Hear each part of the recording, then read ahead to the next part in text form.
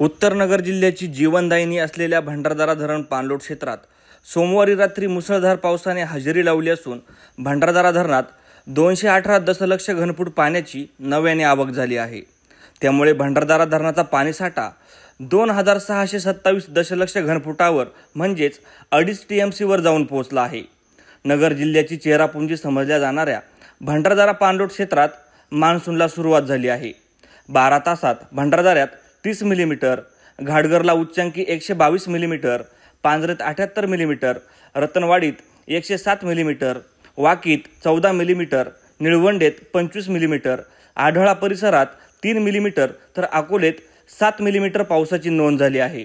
भंडारदरा धरणात नव्याने पाण्याची आवक झाली असली तरी निळवंडे आणि आढळा धरणात पाण्याची आवक मात्र शून्य आहे। अकोले टाइम्ससाठी अमोल शिर्के, अकोले। तुम्ही बघत आहात अकोले टाइम्स, खबर प्रत्येक क्षणाची। आमच्या फेसबुक पेजला लाईक करा आणि यूट्यूबवर चॅनलला नक्की सबस्क्राइब करा।